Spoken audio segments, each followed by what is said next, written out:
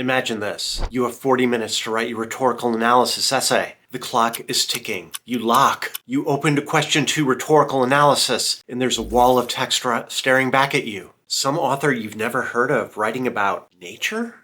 And somehow you're supposed to analyze the rhetorical choices? But here's what separates those who panic from those who thrive. They know exactly what this prompt is really asking for and how to deliver it. And by the end of this video, you will too. Hi, I'm Dr. Clay Zuba. Welcome to the Rhetorical Analysis Master Series. Over the next 6 videos, I'm going to transform you into someone who dreads the rhetorical analysis essay to someone who sees it as an opportunity to showcase their big brain and their writing skills. Today, in part 1, we're reading the prompt like queens and kings, building our rhetorical situation, and getting our first look at how to annotate and brainstorm for success. Other videos in this series will teach thesis construction, writing introductions, writing body paragraphs, and writing conclusions. But for now, let's dive into part 1.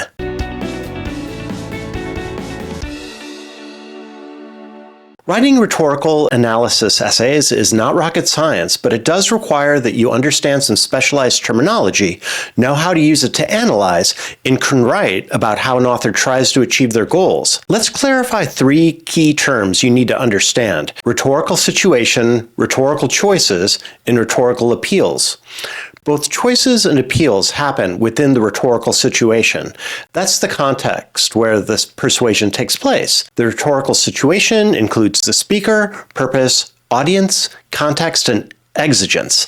I have a video for you all about the rhetorical situation. If you want to understand it better, watch that video. Here's the crucial relationship. The author uses the rhetorical choices to make the rhetorical appeals. But here's what trips up a lot of students. You can't just say the author uses pathos because that doesn't make sense. The speaker makes choices to appeal to different facets of the audience's mental faculties, and their ability to persuade rests whether or not those choices succeed in persuading. For example, a speaker can't literally use pathos. Emotion lives in the audience, not in the text. What they can do is make specific word choices, share particular stories, or use images with the intent to arouse specific emotions like fear, love, or patriotism in their audience. Those emotional responses are what might persuade the audience. So remember, a speaker uses rhetorical choices to make rhetorical appeals. Rhetorical appeals themselves cannot persuade because they're in the audience. Only rhetorical choices can persuade. Precision in these terms, rhetorical situation, rhetorical choices, and rhetorical appeals, immediately signals sophisticated thinking to AP graders. Now let's review a sample prompt. Rhetorical analysis gives you a short sample text and asks you to analyze the rhetorical choices an author makes to persuade an audience to their specific purpose. Sometimes the prompt tells you the purpose directly, like our 2025 prompt. Let's take a look. That prompt reads, Raquel Vasquez Gilliland is a Mexican-American poet, novelist, and painter whose work focuses on myths, folklore, motherhood, and plants. In 2023, she published an opinion article in the New York Times titled Go Outside, Sink Your Feet into the Dirt, and Engage with the World. The following is an excerpt from that opinion article.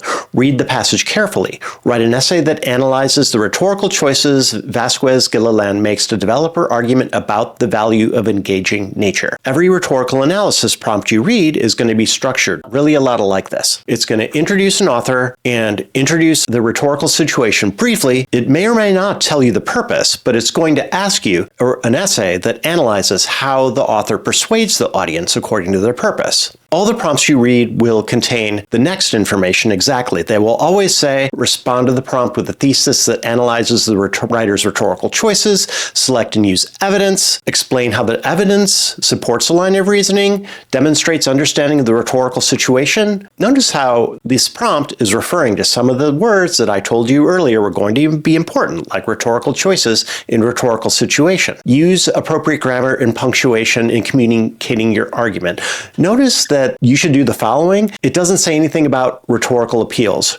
Rhetorical appeals matter in your thinking, but if you are an elegant writer and a careful thinker and a clear writer, you won't need to write about them a lot. Instead, your reader will understand what you see going on with rhetorical appeals based on what you've written about rhetorical choices in the rhetorical situation.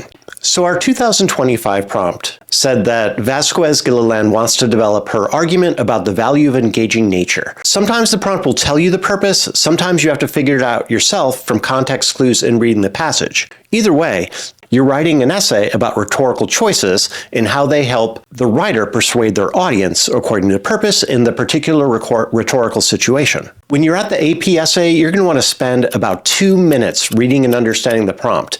Any longer might steal time from your analysis.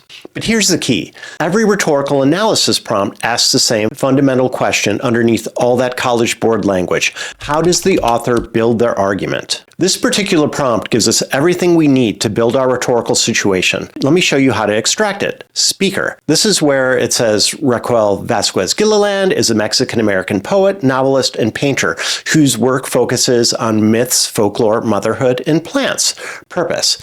Where it says write an essay that analyzes the rhetorical choices Vasquez Gilliland makes to develop her argument about the value of engaging with nature. Audience. In 2023, she published an article in the New York Times. So we're talking about New York Times opinion readers.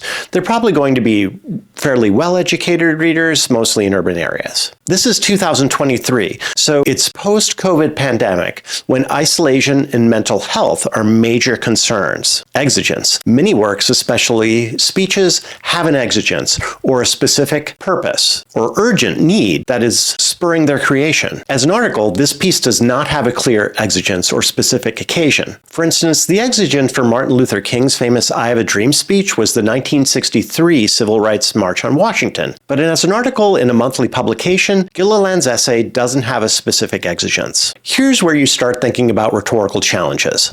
What obstacles does this reader face? There's several, but one major challenge is that Gilliland is trying to convince busy New York Times readers, probably urban, time-pressed, maybe skeptical, to go outside and engage with nature. That might be a tough sell in 2023. For Martin Luther King's I Have a Dream speech, the rhetorical challenge might have been the king had to convince white listeners to support racial equality, sharing and in a sense diminishing their social power.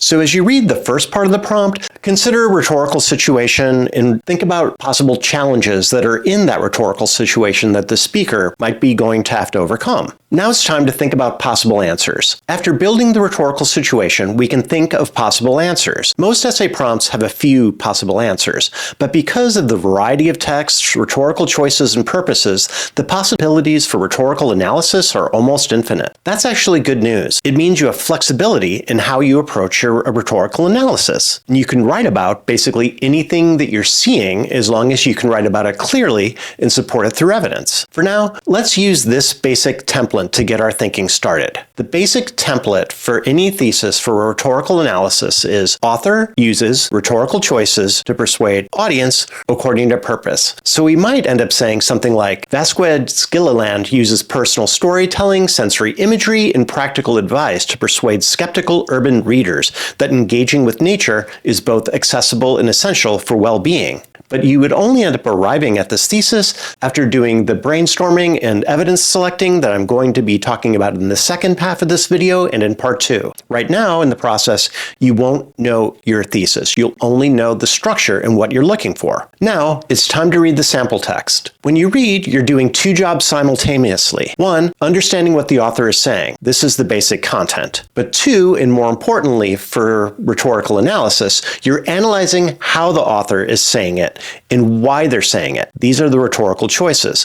Let me walk you through Vasquez Gilliland's argument structure. Context. You might consider the idea of pausing this video and reading the text. In paragraphs 1 and 2, she establishes her credibility through family stories and personal experience as a writer connected to nature. In paragraph 3, she acknowledges the challenge, which is that busy schedules make it hard to engage with nature, especially in urban areas. In paragraph 4, she provides practical, accessible solutions. In paragraphs 5 through 10, she uses extended personal narrative to model what nature engagement looks like and feels like. See how she's building her case case, she doesn't just say, hey, you should go outside, yo. She says this through a complicated speech.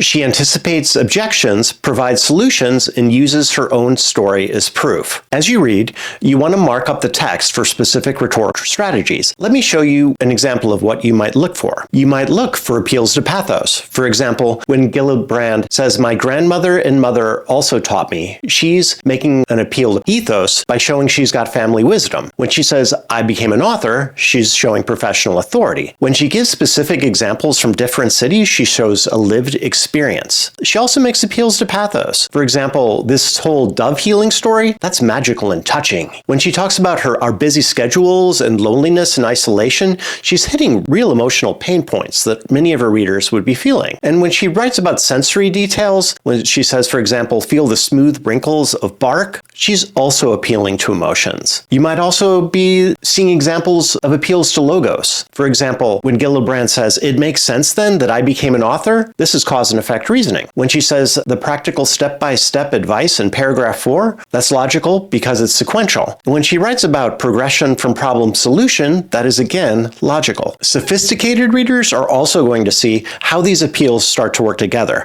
For example, the grandmother story, which appeals to pathos, makes the practical advice, which appeals to logos, feel more trustworthy because she's established her credibility. That's rhetorical sophistication. Yes. Use tools like my famous rhetorical graphic organizer, which I'm showing for you on the screen and I'll link for you below, to keep track of what you're finding. Don't just identify the strategies. Explain how they overcome those challenges we talked about earlier. You can use my rhetorical graphic organizer for practice, recreate it on your scratch paper when you're at the AP Language and Composition exam. You should probably be spending about 8 to 10 minutes on this annotation process. You don't need to find everything, just enough solid evidence to support a thesis. In this video, I've shown you how to read the sample prompt, read the sample text, and brainstorm possible answers. Next time, we're diving into evidence selection and thesis construction. You'll learn how to turn these annotations into a bulletproof argument that showcases your analytical thinking. Drop a comment with one rhetorical challenge you identified in this text, and I'll respond with feedback.